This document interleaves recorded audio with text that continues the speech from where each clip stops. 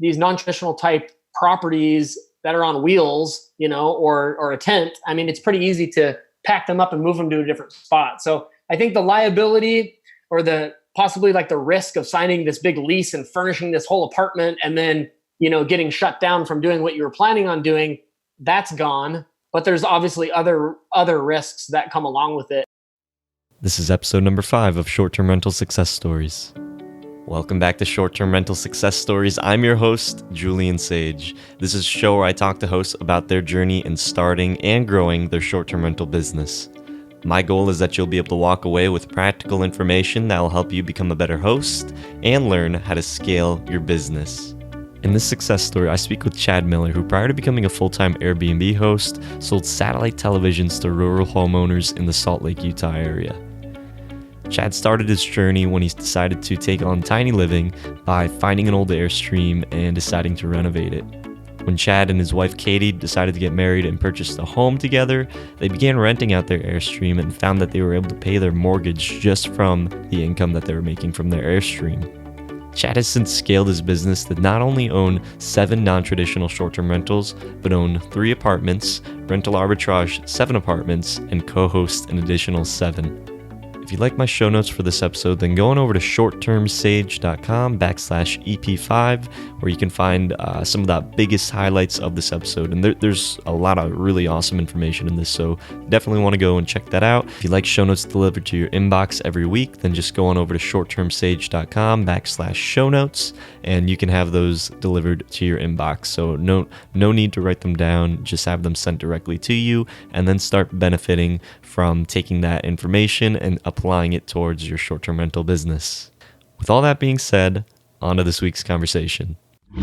Welcome back, host. Today I have the special honor of speaking with Chad Miller. Chad, if you wouldn't mind letting the audience know a little bit about who you are and what inspired you to get into short-term rentals. Sure. Yeah. Happy to be here. So I'm Chad Miller. I live in Salt Lake City, Utah, and with my wife, Katie, and we have a 6-year-old daughter. And I've always kind of been an entrepreneur, I guess. I've been in sales my whole life, really. And until recently, satellite television with, the big satellite TV providers, Dish Network and DirecTV, has been kind of what I've been focusing on. And, I used to fly out to fraternities throughout the U.S. and recruit college students to go and sell satellite TV door to door. And so kind of direct marketing, sales has been my forte. But as I was telling you before we started the recording here, the satellite TV industry is kind of a dying industry as far as the traditional pay TV is concerned. And so, even though I was making good money doing it still, most of the folks that we were selling satellite TV to, it seemed like they were, over the age of 65 and, living out in the more rural communities where there's not as good of an internet connection for streaming type TV and stuff. And so I felt like, Airbnb has been for the past 5 years, it's been an alternative stream of income for my wife and I.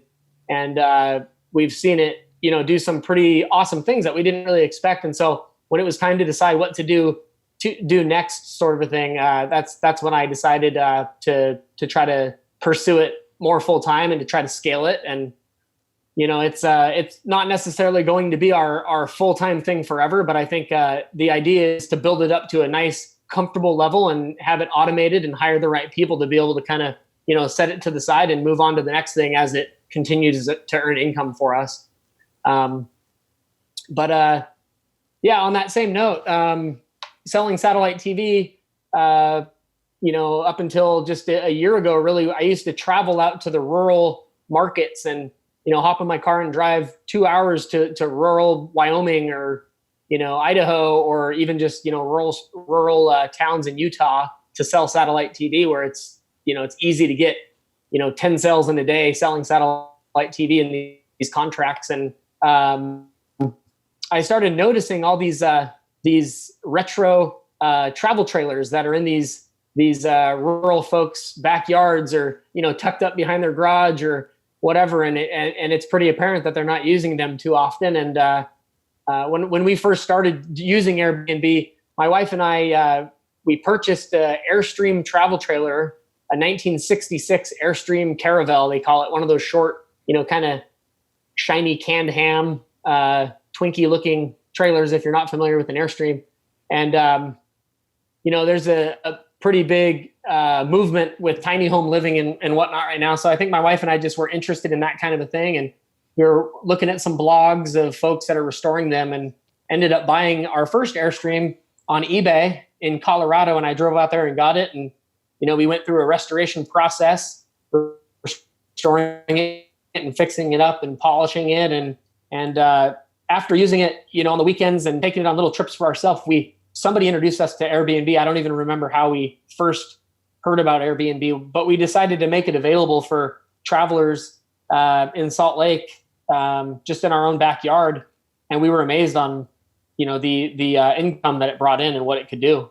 The one trailer was able to pay the mortgage of our house. And so that became, more of a focus, looking for other ways to replicate that model. And at a certain point, when we got up to a few different Airstreams and non-Airstreams too, and then with the kind of changes in the industry that I was in, we decided to spend at least some pretty dedicated time to building up our Airbnb business to have that stream of income coming in. And that's kind of where we're at now. It's been about a year since we've made that hard focus to make it more of a full-time thing. And when we were speaking before we hit record, you said you have 27 listings right now. And just to break that down for the listeners, you said you had 5 Airstreams, you had a total 7 non-traditional Airbnb listings. You own 3 apartments, you're doing rental arbitrage on 7, and then you're co-hosting. I mean, that sounds like a handful. How was your experience with building your team, being able to implement this? Because they're not all primarily in Salt Lake City, correct? Yeah, the majority of them, I've definitely tried to keep the focus of the growth right around where we're at. So, I mean, even before getting into Airbnb, we already had one rental property that's over by the University of Utah, and then since really kind of getting into Airbnb, purchased another unit close to another university called Westminster. I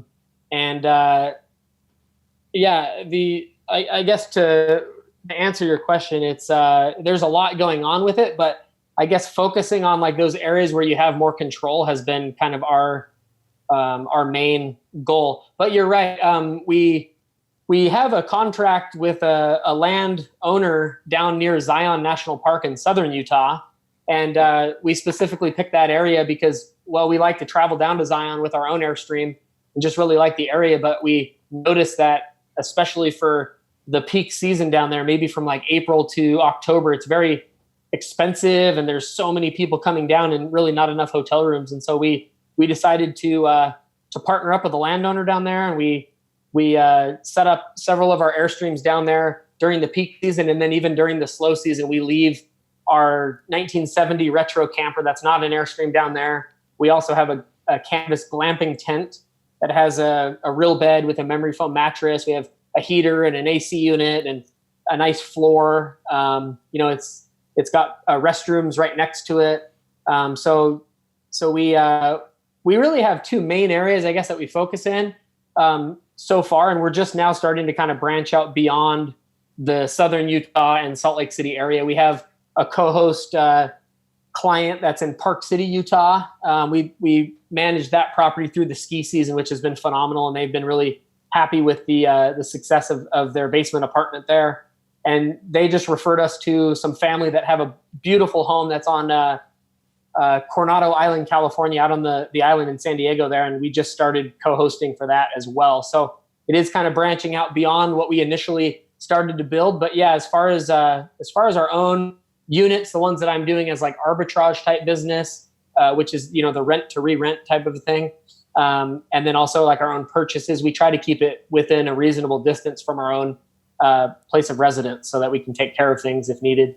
I think it's just super interesting, Chad, how you found something that you were interested in, your passion, which was, renovating this old Airstream with your wife because you were into the whole minimalist, tiny living. And then you took this passion of yours and then you turned it into a source of income, and you've been able to scale that. And what I think is so unique about your story and your journey is that, it's all what's difficult about Airbnb is like standing out. You have to be able to stand out amongst the crowd. And I think your Airstreams are, I haven't seen the pictures of them yet, but I will after this interview. But I can just imagine like how the passion that you put into it, because you've renovated it and done it, and to put that into each individual unit. Have you found it easier, or what type of complications have you dealt with? Because Airstreams, obviously it's like a vehicle, so it probably has different regulations than opposed to apartments. Have you found it easier to go the non-traditional route, or more difficult? It has its difficulties that you don't have with a brick and mortar type location, and then it also has its things that are easier about it. I think that, every market's different. So like, I'm not going to give any legal advice to anybody, but, you check your marketing, you see, what's allowed and what's not. And I think that, to be honest with you, one thing with these non-traditional type properties, it's kind of one of those things where if there is a market where the laws maybe haven't caught up with everything yet, or it's, kind of ambiguous and not quite clear as to what's allowed and what's not. I mean, in Salt Lake, for example, I understand that short-term rentals are not actually technically legal on the law, but, Salt Lake is collecting tax from every booking that happens. And so it's kind of one of those things, like they don't really do anything here in Salt Lake, and hopefully that won't change. But, I think that as long as there's no complaints, then it's not really a problem. And to get back to the train of thought with these non-traditional type properties that are on wheels, or a tent, I mean, it's pretty easy to pack them up and move them to a different spot. So I think the liability, or possibly like the risk of signing this big lease and furnishing this whole apartment and then, getting shut down from doing what you were planning on doing, that's gone. But there's obviously other risks that come along with it, which you can kind of connect the dots and put that together in your mind as to what I might be talking about. But, just making sure that you cross your T's and dot your I's, and be ready to move it somewhere else if it doesn't work out in the spot that you were hoping. I think that's brilliant, Chad. The idea that you can build this little tiny home, and then people that are interested in that scene, that type of lifestyle, they'll rent your units out. But the beauty of that is, like, not only is that something that is really unique and attractive, but if it's not working out where you're living, you just drive it somewhere else, or you hook it up to the trailer and bring it somewhere else. For sure. You said that you worked with a person in Zion that has land. Do you take all your non-traditional units, like the Airstreams and the others, do you drive all those down there? Do you have people that drive them for you, or? No, I drive them down there and I set them up. And, all of our Airstreams, when they're set up, I've had some very nice custom vinyl skirts that are made for them with chain in the bottom that really like close it off. Like, for example, like three winters ago, I actually had one of my Airstreams up near Park City in an RV park that was, 15 minutes drive to the ski resort, and it did awesome. And, the challenges with that is obviously being so cold and so much snow. So I had this really nice vinyl skirt made. You have a light underneath it, a shop light underneath your holding tanks with a thermostat, and that thermostat will kick the shop light on when it gets below 38 degrees to prevent freezing.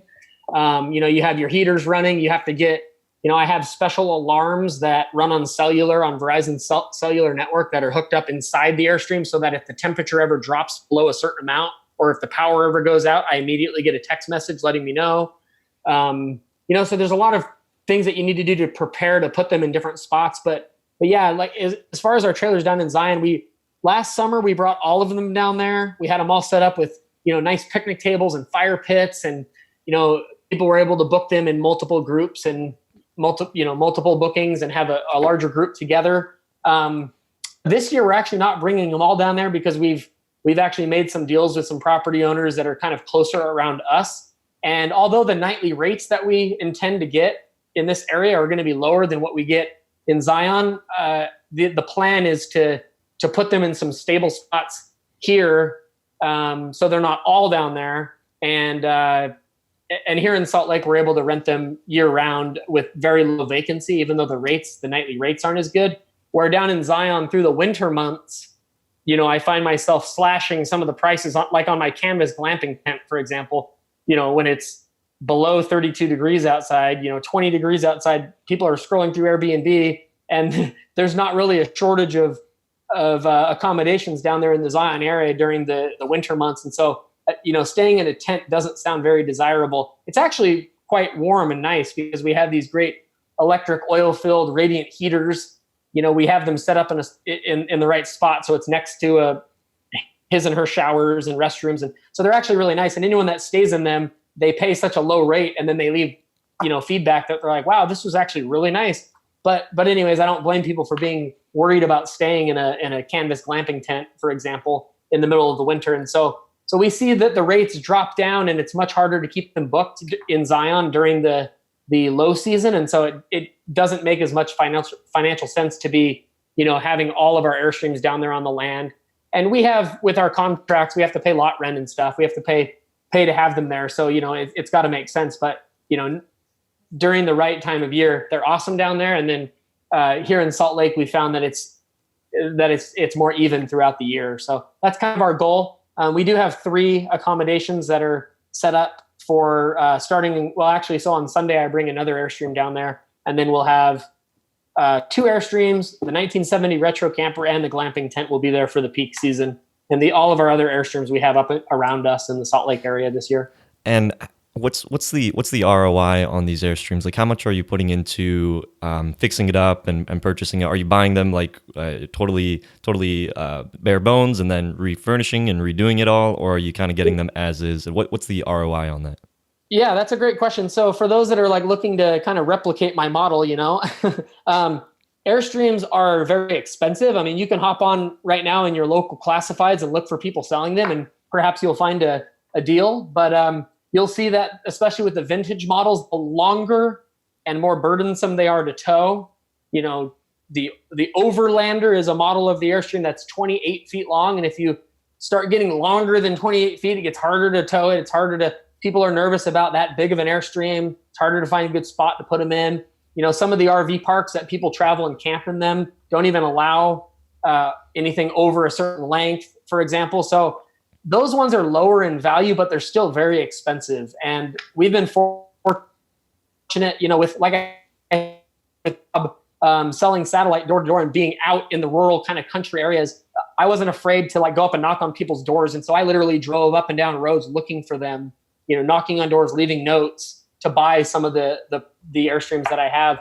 And then, after buying them for a price that's better than what I would have got from somebody that's already decided to sell one, and you find it on a classified ad, it always takes way more money than you're expecting to restore them nice and to get them ready, So the numbers that I'll share with you are definitely not really relative to what most people are going to find when they try to, get an Airstream, especially if you're trying to get it going quick. It's not like you go down to the Airstream dealership and buy one and you're like, okay, now I got an Airbnb. I mean, your break-even point for doing it that way would be too many years down the road to really make it worth it. But, having experience in remodeling, and then also having some good connections here in Salt Lake, we got contractors that have done some of our apartments and stuff for us, and they were willing to also kind of help out and stuff. We were able to keep the cost down. But generally, I can pick up an Airstream for around $10,000 and then put another $10,000 or so into the unit. So I could have a good, really cool, mirror polished, vintage. There's really different ways that people restore Airstreams. Sometimes they'll gut the whole thing and they'll make them very IKEA-ish inside, where they're super nice and super new and clean. Most of my Airstreams are actually really original. So I try to find ones that have their cabinets in them still. They don't have excessive damage, but they need new plumbing and they need new electrical and they need, new AC unit and they need probably some windows and they need new flooring. And it all adds up and you end up spending more than you want. But most of our units, and I can send you a link at the end so you can kind of see them and browse through the photos on our listings. They have the original cabinet layouts. We restore them and refresh them, and they're very nice, but they kind of have that vintage nostalgia that they came with originally. So yeah, I hope I answered your question. Yeah, no, definitely. I'm really, you're a really interesting person, Chad. I Thank think you. it's very cool that you have these non-traditional models, and I could go on and on just asking you questions about that. But one thing that really interests me is that you have diversified yourself. Not only do you have these Airstreams, the non-traditionals, but you also own 3 apartments. You do rental arbitrage. You have 7, and you're also co-hosting. What have you found the most value in? Have you found the most value in doing this whole fixer upper with the Airstreams, or owning apartments, or doing the rental arbitrage model, or just co-hosting? Which one have you found the best allotment of your time for the greatest Mhm. return on your time? Sure. There's some groups on Facebook right now that are really touting the co-host model and how that is like the up and coming thing. And I think, to be honest with you, knowing some of the folks that are involved in that, they live in markets where it actually became extremely prohibitive to do some of the other models. And so they, I don't want to put any words in anyone's mouth, but like, it looks to me like maybe the reason that was what pushed them into the strictly focus on co-host model is because of where they live and what was going on in their own backyard. And obviously that model probably has the most longevity as far as being able to grow it and scale it. So there's a lot of good and a lot of sense that comes with that. But for me, I wouldn't say that I value one type of property over the other. I value, I guess there's 2 thoughts. Like at some point when I was like, okay, I'm doing this full time kind of a thing. It gets to the point where it's like, as long as I can add a property that's going to generate income, like a reasonable amount of income with a reasonable, amount of effort, then I don't mind adding that property to the portfolio, kind of a thing. So, I haven't really aggressively gone after the co-host model. Those have actually just kind of come, I guess, organically from referrals and people that have been asking me what I'm doing, and like, oh, hey, I know somebody that has been thinking about doing that. Let me give you their number. I mean, mostly that's how I've got the co-host ones. I haven't really done any advertising or gone after, using some of the methods that some of the more prevalent co-hosts are doing, approaching those that have houses for rent. And actually, I've got a few units that way. Browsing the Craigslist ads and looking for rent by owners and sending them a quick message and, basically introducing yourself and saying like, hey, I'd be happy to lease it from you under my name, and I have excellent credit and yada, yada. But I want to tell you that if you would like to make more money, here's what I'm doing and here's how I can help you do that. And, that way too. But I really haven't sat down and made like a business plan where I'm like aggressively marketing to get more co-host type units. And maybe that's in the future. Maybe that's something that we'll do in the future, but it's mostly just, those have mostly come just organically through referrals and whatnot. Yeah, like you said, just doing the diversity is actually the plan. I mean, I don't know if I would necessarily say that I like one over the other. It's just like, is this unit in an area that's going to stay rented all the time? Is this unit in an area that fits in with my current cleaning team, where I don't have to go and find a new cleaner that's out in the middle of, somewhere that I don't know. And of course, if the right property comes along, then that's worth doing. And I have ways to do that have been successful too. But yeah, as far as adding properties, it mostly just like, the old saying goes, location, location, location. I think that's really true with what I'm trying to do, at least. If the property fits any of those categories, whether it's an Airstream or a trailer that I've refurbished and I've made a deal with somebody to put it on their land, whether it's a co-host model or whether I sign a lease and get permission from the landlord to relet it, any of those would work fine with me. And I don't really prefer one or the other. Just as long as I could crunch the numbers and I can do some shotgun math and say, all right, here's what I'll probably get per month, but I'm going to take off another 25% just in case. And here's what I'd make worst case scenario. And here's what I pay my cleaner. And if it makes sense on paper and it, then I'll add it to the portfolio. Okay.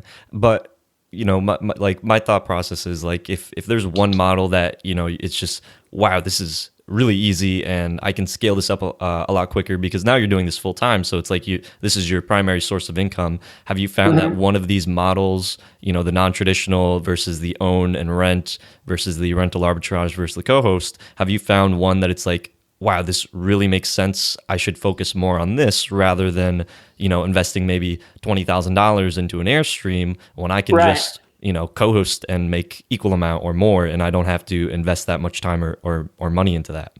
No, that's absolutely true. I mean, I can tell you right now that the non-traditional type listings, the Airstreams and the restorations and all that, it has a lot more work and and a lot more effort to get it going.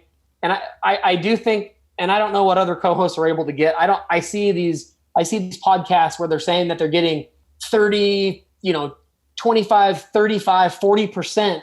And I just don't see property owners that go with the co-host model that are willing to surrender that much of their commission. So all power to them for those that are able to do it. With my co-host models, I'm only usually getting around 15%, sometimes even as little as 10% to co-host, depending on the property. Like, some properties that are really high end.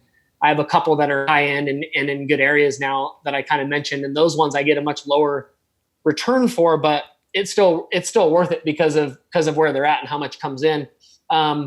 So I think what you said is true. I think that, for me, I like Airstreams as well. Like, I really like them. Like, even before I even was doing Airbnb as a business, I was interested in Airstreams, and like I said, we restored our first one. And, if you ever browse some of the Facebook groups for those Airstream lovers, like Airstream addicts, for example, are you still there? Yes. Oh, there we go. I lost you for a second. Okay. Yeah, you'll find that people catch the bug and they end up buying like 3 or 4 Airstreams. I can't say that I wouldn't be that person even if I wasn't doing Airbnb. I probably would have. I mean, there's been times that I've owned like 6 or 7 trailers and I didn't even have a place to put them. I rented a piece of land just to put them all on, and I wasn't making any money off of them because I wanted to get to them and restore them, and they're so cool. So I think that's part of why I do that part of it. Like, I don't know if I would necessarily recommend to the new listener, to like someone that's kind of thinking about getting into Airbnb. Like, I'm not necessarily encouraging people to go out and buy Airstreams to do it. Like, it's a cool model. You'll find them on Airbnb. They do really well. You mentioned earlier that it's like, what makes your thing stand out? Like, these mirror polished Airstreams all decorated up and, staged, and they're super cute on the photos. Like, people love them and they come and they stay in them. And it's not just tiny home enthusiasts. It's like, I have people that come and stay here, and maybe like when they first book it, they're like, I'm going to stay in an Airstream, and they're probably like a little apprehensive, but then they leave, reviews that are like, way better than a hotel. I'm going to be here next time I come in Salt Lake for sure. And I think they're genuine. I don't think they're necessarily people that like, already had interest in tiny home living necessarily, but they try it because it's cheaper than a hotel, and then they really like it, And I mean, I could see myself living in an Airstream full time at some point in my life, I mean, they're really cool. So yeah, I think I answer on your question. I'm sorry, I didn't really even answer your question. I think that for the right people, the co-host model might be the best thing to do. It depends on how much money you have to your disposal too, to get started, because, even leasing a unit and then getting it set up as an Airbnb costs a lot of money to get in, depending on what city you live in. It could be, several $1,000s. You could be, $6,000 just to like sign the lease, first and last month, deposit, furnishings. I mean, you could put a lot of money up front even to get started, to even like start making money. And the co-host model, obviously, in many circumstances will avoid a lot of that if you can, make a deal with a property owner that has it furnished already, and you don't have to pay all these deposits and stuff. So, that model is very appealing in some ways. You could probably get, 8 co-host listings for the same cost as one arbitrage model, or, I don't know what the breakdown is. It all depends. But yeah, I think it just depends on the person.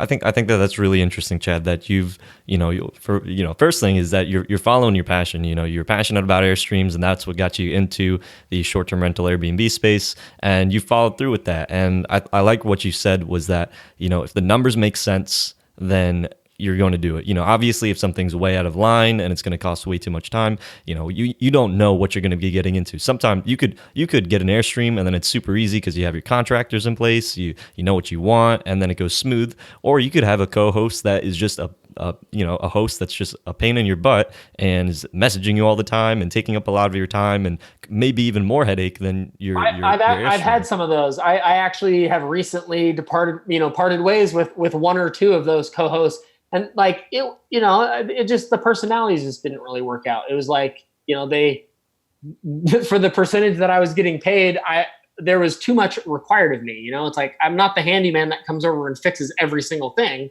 That's going to have to come out of our joint budget to do it. So I think, yeah, I think I've heard also those that are doing co-hosts, I've heard their stories too of kind of figuring out when like, okay, this co-host model works well in general, but you have to be willing to cut ties with those that are taking 90% of your time and only, bringing in 10% of your business. And that I've seen that already with the co-host model. I think at least with the Airstreams, with the non-traditional model, and with the Airbnb arbitrage that I've done carefully, because I've made sure that I've only done it in units where the owners are like 100% on board with it. And I know that there's some folks that'll lease apartments and they'll be kind of sneaky on how they do it, and they end up getting in trouble, or they got to break their lease. And I mean, it's just not worth it for me. So I could have definitely grown much larger than I am within the last year. I know that there were several opportunities that I turned down because I'm like, that's not a good fit. I'm not interested in this one, and so I think being willing to walk on certain deals is key.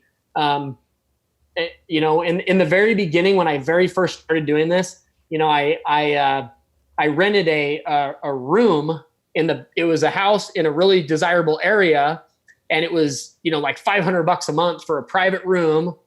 And normally I wouldn't run an Airbnb in a house that's just a private room, but it had like a back deck with the French doors that open, private entrance. I was able to set up like a little mini fridge, kind of set up inside the room so they wouldn't have to use the common kitchen as much. And I thought this is going to work great. And it did work great for like the first 6 months. I was making, $600-700 profit on this 1-bedroom thing with very little investment. So I was like, this is great. But then as time went on, I started realizing like, hey, I don't have control of these other roommates. Like they don't clean the kitchen. And like, yeah, I try to keep my guests in the room, but sometimes they leave and go into the main common areas. And if the guests or if the other roommates aren't cleaning up after themselves, if they're one of them gets a pet and lets the dog come in. I mean, it started to get to the point where it's like, this is not the business that I want to run. So I cut ties with that one, So I think for those that are first starting out with Airbnb, and that are looking to kind of make it more of like a business for them, and maybe make it more of a full-time thing. If you have an opportunity that comes that's in a good area and the numbers make sense, as long as you can get into that without having some sort of like a guaranteed lockdown agreement, like mine was month to month at that particular place. So I was able to leave at any time. If I had to sign a 1-year lease on that, I probably wouldn't have done it to begin with, because some of these, concerns I had in the back of my mind, which came true. But yeah, I think in the very beginning, maybe if it makes sense on paper, if it's in a good area, you might just take it and learn from it and just be ready to, to alter ways and find something different that works better. And that's kind of what I did. Made some mistakes to learn from the experiences. I love that. That's really good advice. What was the most challenging part of starting your Airbnb business? Well, I kind of already had the Airbnb business going, as you know, like before really starting to do it full time. And so, I guess more towards like the time that I decided to do it full time, maybe like offering too much of my service for free in the beginning.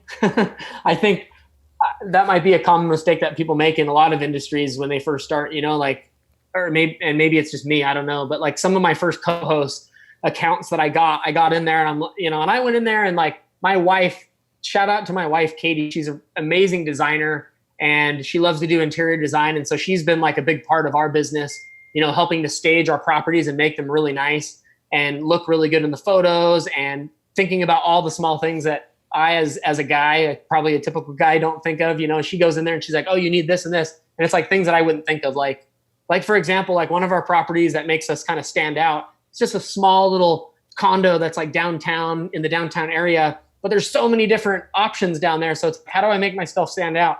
And so like my wife came up with some ideas. Like we put some free snowshoe rentals inside it. We put like foot massagers inside it. We went to Costco and got these nice foot massagers with like packs of nice clean white socks. People can change them and the housekeeper will wash them when she's washing all the other stuff. And like, I think that kind of thing actually makes people choose it, like it's staged really nice and it's cute, but then also in the title, we can say like free snowshoe rental and foot massagers. And it's like, those are different than what other people are doing.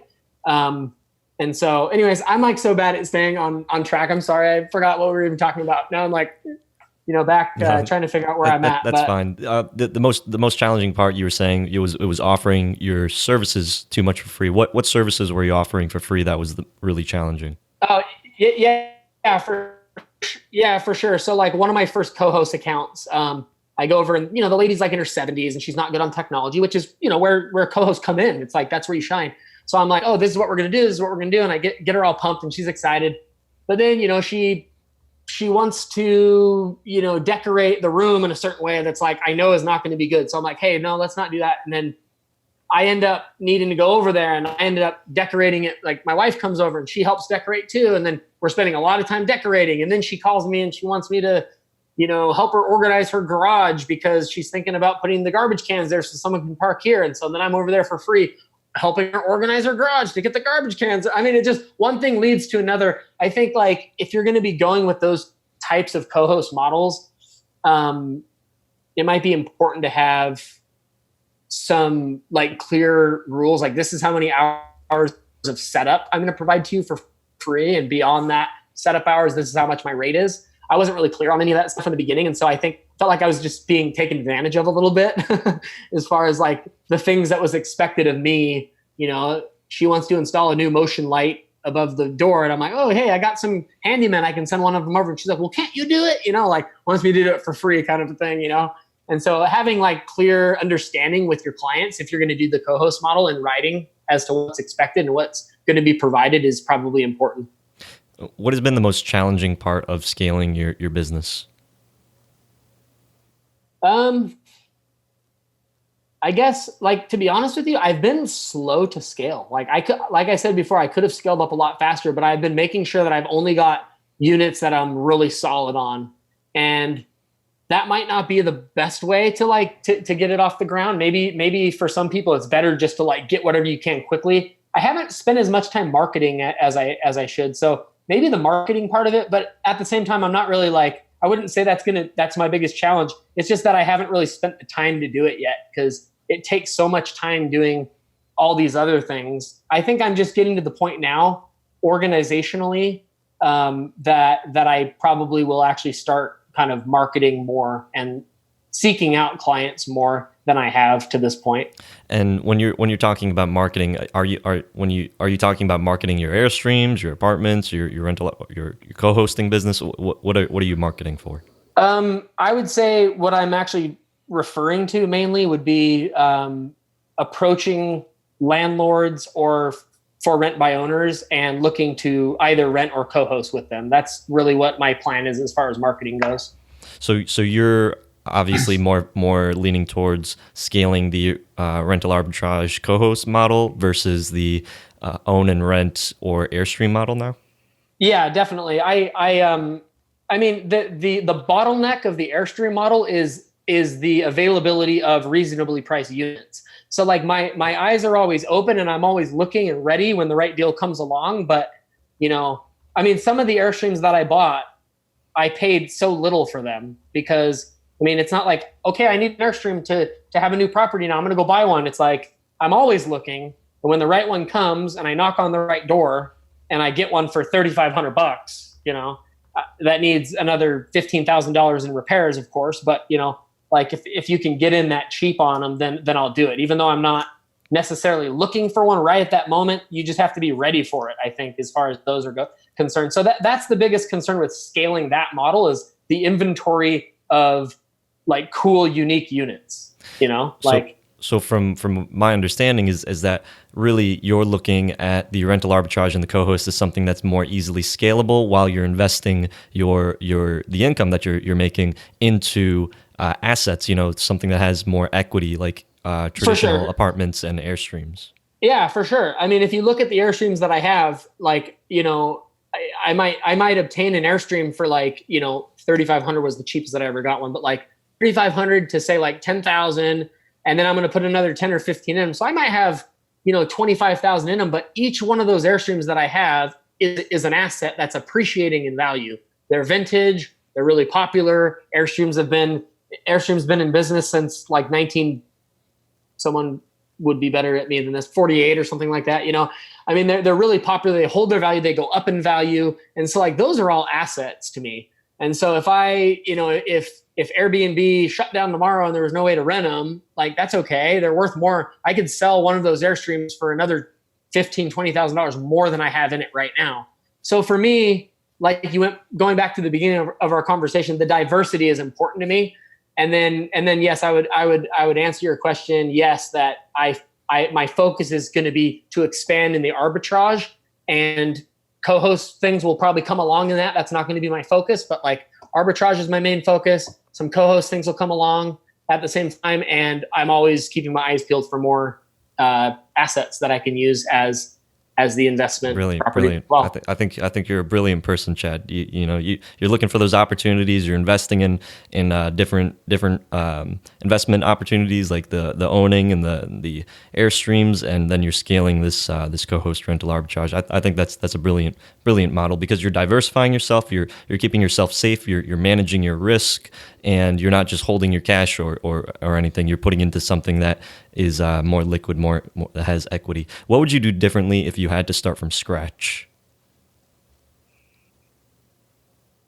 I would avoid, like, one thing I can say, which I've kind of already said once, is I would avoid doing any type of arbitrage or co-host in a shared space. I mean, there might be exceptions to that rule. I mean, maybe, there's probably are exceptions to that rule. There might be like a sweet retired person that, has this huge house and they just want to rent out a couple of rooms and they need my help.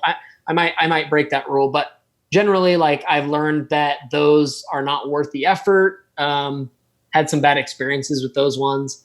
I don't know if I would say that I would do really anything differently on it. I just because even the mistakes that I made, I feel like I've learned from. And I think that one mistake that I see that people sometimes make, and maybe it's not a mistake to them because their financial situation is much better than mine, but I think when people first get, I've seen with like posts and whatnot and some of the Airbnb groups, I think people look to like buy properties. I see posts all the time, like, what's the hottest market right now that's legal to do an Airbnb, or, something similar to that. And, you have somebody that lives in New York and they're getting all these referrals to like, buy a property in Taiwan or like in like, Mexico or something like that. And like, maybe that would work for somebody, but for me, I think that if you're looking to do this like seriously as a business, I think that could be a mistake, because there's too much distance,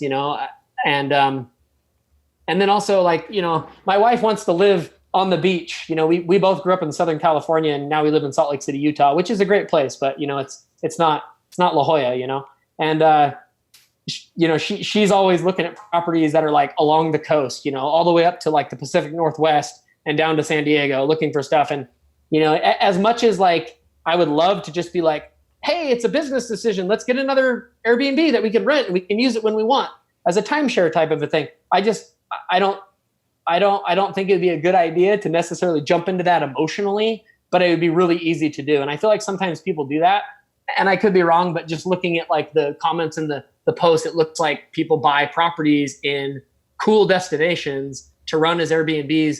The problem is you don't know when regulations are going to change. You don't know, like, you have to look at it from not just the right now standpoint. Like, you got to stay versatile. That's what I try to do, is like stay limber enough where if a rule changes, if Airbnb changes their policies, if they raise the commissions that they take to a huge amount and suddenly other short-term sites become more relevant, like, I just want to make sure that I'm versatile enough that I don't have all my eggs in one basket and I find myself in a situation where I have to hurry up and liquidate a property because I made a bad mistake, Definitely. I think you hit on a really cool point, was that, people are buying properties in these cool destinations emotionally rather than rationally, and they're looking at this as like something like it's hot. Everybody's moving to Miami or everybody's moving to Colorado, so it's hot. It's a hot market. I'm going to invest there. Yeah. But when you do that, they might change their regulations, and then you just basically you're out of luck, because now you own this thing and you have no way to pull out.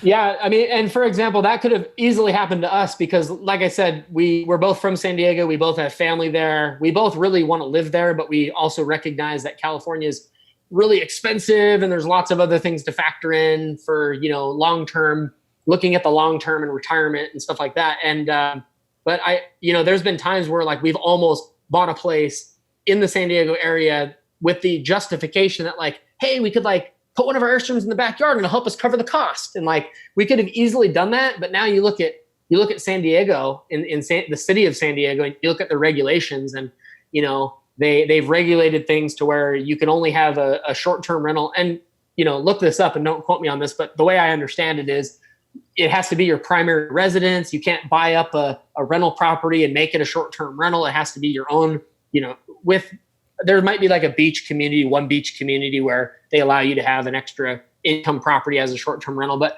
mainly in the city of San Diego, they've changed their regulations. And I realize there's some fight back and forth, some battle going back and forth. But if we would have bought a property specifically as an investment property, we would be a little bit up the creek right now, and we'd be getting a traditional renter in there to try to make up for it. And so that's what I was referring to earlier. Like, some of the different groups that are like focusing on the co-host model as like, this is the best thing ever. They were in that market, and so to me, that could be a large reason why it pushed their feeling towards their business model to that area. Not to say that's not a good spot to be either, because like I said, with all the regulation that's happening there, that could happen in any city. So it could be a very smart thing too.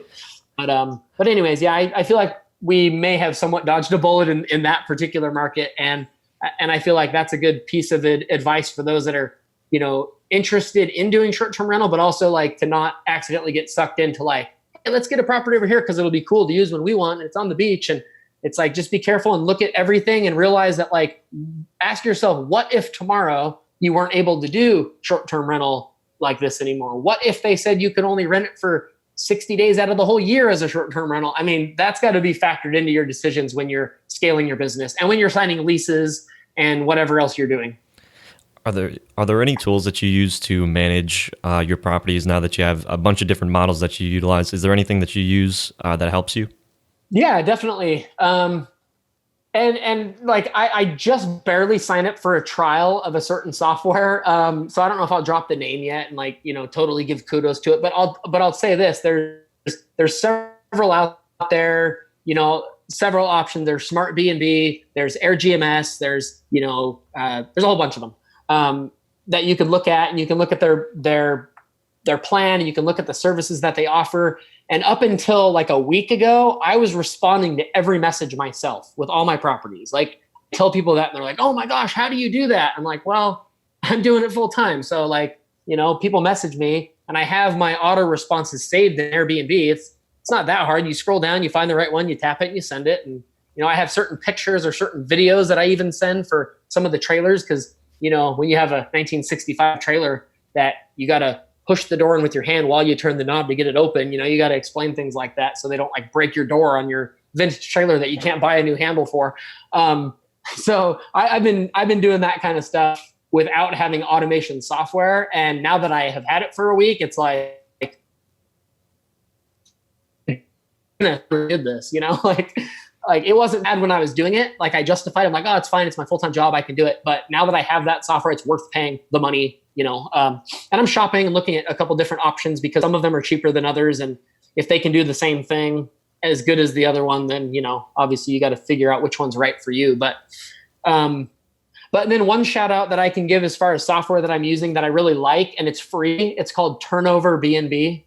And you've probably had other people talk to you about it, but Turnover B&B is a place that you can manage your cleaners, and you can set up alerts so that when a booking happens, they automatically are invited to accept the cleaning, and they can accept the cleaning or they can decline the cleaning. If they decline it, then your backup cleaner, you could have a assigned backup cleaner also, then they would get an alert and they can accept it.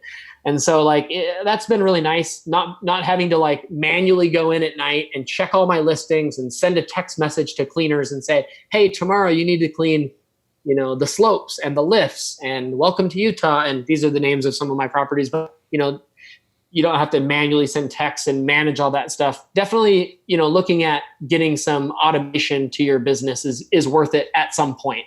But also don't be afraid to do things yourself and avoid having to pay, a couple $100 a month in fees for automation when maybe you don't have enough income coming in with the properties yet to do it. There's a point. Is there any product that you couldn't live without in your rentals that has saved you time and money, like a particular rag or like a particular cleaning product, something that has really kind of helped you? I guess Amazon. I mean, just having Amazon. I have a list in Amazon whenever I get a new arbitrage single bedroom or two bedroom apartment that I'm like, okay, I need to furnish this now. I already know what bed frame I'm getting. I already know, I mean, maybe, I might get a variation of size depending on the room, but like, I already know what bed frame I'm getting. I already know what mattress I'm getting. I already know, the mattress protectors and the, supplies of pillowcases. Like I have them all saved in my cart. So I could basically just reorder everything that I've ordered. And, it's not very difficult to get all the small things, I guess, and all the knickknacks and everything that are the necessary items that are needed. And then I also use Facebook Marketplace and KSL Classifieds. That's one of our big classified ad areas here in, sources here in Utah to buy furniture and stuff. So finding the right couch that pulls out to a bed, that kind of thing. I usually buy a lot of secondhand stuff that's in really good condition as far as, furnishing the new listings. Okay. Is there anything that you do that has helped your guests leave positive reviews? Yeah. I mean, number one, like make sure that the place is as you've described it, I just recently had a professional photographer come in and rephotograph some of my places. And I'm like almost a little bit worried because the photos are so stinking good my photos are pretty good with my iPhone. They looked really nice, but I feel like they were like almost more honest, or like these photos that he just sent me are like so awesome. And I just updated my listing with them. So we'll see how it goes. But like, I almost feel like it makes it look better than it is. And so like, I think just setting a reasonable expectation is important. Like if you have a noisy water heater, say that there's a noisy water heater right in the intro somewhere, like not in your title, but somewhere where they can see it, and focus on all the good things, but don't be afraid to have some disclosures and some disclaimers. Because I think that just setting a good expectation is important, and people are still willing to book at a reasonable rate if there's a few minor little things. But if you don't talk about them and then they get there thinking that it's this amazing place and they paid $100 for the night and they hear a water heater making a noise and they have to put earplugs in or something, I think that's important. Just setting a reasonable expectation is important. If you could give one piece of advice to someone who's trying to start an Airbnb business, what would that be? Probably just, probably like what we've already talked about. Just don't be afraid to scale slowly. Like do it within a reasonable, get the right property. Like I haven't been kicked out of any of my arbitrage places yet, knock on wood, but like I haven't because I've been really careful. I've even gone so far as to like talk to the neighbors that are around the vicinity before signing the lease completely and like doing the deposit and everything to make sure that people knew what's going on. And if I got bad vibes, then I might be willing to just not do it. Like if anybody made it seem like it was going to be a problem for them. So I think sometimes when you're first starting, like it's easy to be like so ambitious that you just do it. And I think there's some good in that too, like in some ways, but just being careful to not make those mistakes. And if you make a mistake, you just learn from it and move on. Okay. Is there one house rule that has saved you before? Yeah, I have a house rule that I don't know how Airbnb feels about the house rule, but I'll tell you, I actually learned this from someone else that's a prominent voice on Airbnb arbitrage on YouTube. And he's like one of the top ones. I can shout out to him too. It's the Airbnb Automated. I don't remember his name. He's on my friends on Facebook and stuff, but some of you that are listening to this probably will already have seen some of his videos. When I was like first getting serious about doing it, I watched some of his videos and he had a house rule that I have incorporated into all of my listings. And it's really awesome. Right in the number one rule on my house rules, locals must message before booking. Now, you can't tell somebody that they can't rent your place because they're local, but you can have in your house rules, locals must message before booking. And, having your property set for instant book is obviously very important. For those of you who have done Airbnb a little bit or know, like, if you're requiring everybody to message you before booking, it's not good for, getting maximum occupancy. So yeah, having that rule has been awesome because, to be honest with you, really the only bad experiences that I've had with guests on Airbnb have been locals that have been booking last minute. Whether they're booking because they're coming to throw a party somewhere, whether they're booking because, maybe they got kicked out of a place because they have a drug issue, maybe, they didn't pay the rent and got evicted, and they have their van full of all their belongings, and they're booking a $60 one bedroom thing for the night and bringing all their crap into your little place. Like, I mean, it's just those kinds of things you want to avoid, obviously, as a host. And so I have that rule in my house rules. And when somebody books instantly and they're local, right when they book, you can see where they're, it says that they're from Salt Lake City or wherever they're from. And, you can, I usually will message them right there. And I'll like, if I have any bad vibes, like I'll try to go on Facebook, and like once they book, you have their full name. You can go on Facebook and find them. It's so funny. Like a lot of times locals that book last minute, the photo that's on their profile is the exact same one as their profile photo on Facebook. So I'll just like search their name on Facebook. I'm like, oh, there they are. Like I can scroll through and see their posts and like get a pretty good idea of what's going on in their lives. If you see a picture of them holding a bunch of guns and like freaking doing drugs in the photos, you're like, I don't want this person in my property. Basically what I'm saying is having that house rule, locals must message before booking, and then just reaching out to them and saying like, I don't have any problem asking them to cancel, not because they're local, but because they did not read my house rules. So, I say, hey, so-and-so, I'm sorry to do this, but I need you to cancel the booking on your end, because my number one rule is that if you're local, you must message before booking. Obviously you didn't read the house rules. You were probably rushed. I understand, but I'm going to ask you to cancel because you didn't read the house rules ahead of time. Thank you. And like all the time, 95% of the time they're like, okay, fine. And they cancel. And I feel like I dodged bullets on many instances doing that. Right. But when I've had locals book last minute and I haven't done anything like that, I've had problems. So mostly that's where I've had problems is locals who are booking last minute. Brilliant. That's a great house rule. I've got that one in mind as well. And where do you see short-term rentals in the future? I'm taking a real estate class right now to get my real estate license, and I think every place is different as far as, where is it going to be in the future? It's a really big question, because like every state and every city has their own rules and regulations and stuff like that. But I do feel like it's becoming more accepted. There probably will be more regulation on things like, making sure that you are licensed and you display your license number for your short-term rental on your listings and things like that. I think more and more things will happen like that. Possibly number of night restrictions and things like that as well. Some cities will outright ban it altogether. Obviously, we've seen that already. But I think in general, I've been taking my real estate courses.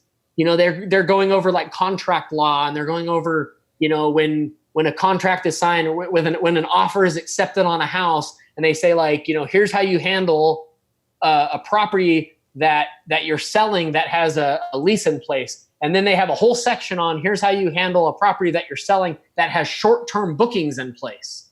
And they're talking about Airbnb, to incorporate that all into real estate courses, I feel like it's becoming more of the norm.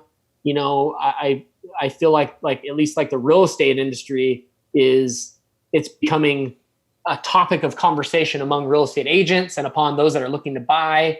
I think like first-time home buyers that are younger and that are more savvy and that are more open to the community of sharing and that kind of economy, they're looking for a place that they can have an Airbnb in their basement apartment, so that's kind of another thing that I'm doing. I'm getting my real estate license, and my focus is going to be the short-term rental expert in Utah, and to be able to help people to find the right properties that meet their needs, and to possibly help sell properties for homeowners that have already been using them as short-term rentals, and being able to help them to properly value their home based on the fact that not only is this home in this area and yada yada yada, but also look at the income that it's generated. That's kind of my focus, is where I'm going now. And I decided to do that because my main focus is doing the short-term rental business, but I've just been rubbing shoulders with so many people that have come to me and said, I want to do this. I need to find a property to do this. It's just like there's too many opportunities for me to not have a real estate license and be able to capitalize on that and be able to help people as well. Brilliant. Yeah, you're a businessman at heart, Chad. I think that's awesome. This has been such a pleasure. I think you have such a wealth of knowledge, and I see you just going super far in your real estate and your rental arbitrage and your Airstreams. I think you're gonna make a killing, and you're doing what you love. Is there any way that people can reach you, Chad? Yeah, thank you.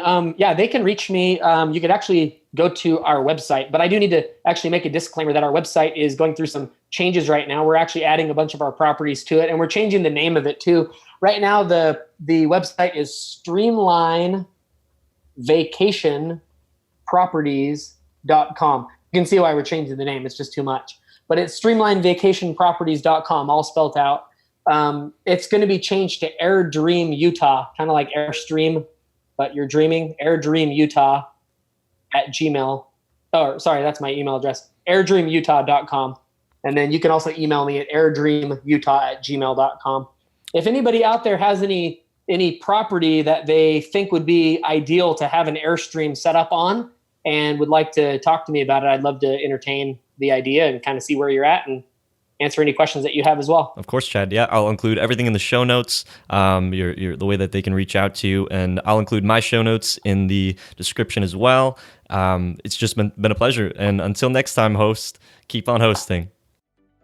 Hope you hosts benefited from the show. Like any exceptional host, we all strive for 5-star reviews. So please go on over to iTunes, Stitcher, SoundCloud, YouTube, wherever you're frequently listening to the show, and leave us an honest review. Let us know what we're doing right or how we can improve, because that's what we want to do. We want to become better hosts. I want to become a better podcast host and a better Airbnb host. Talk to you guys in the next episode. Peace out.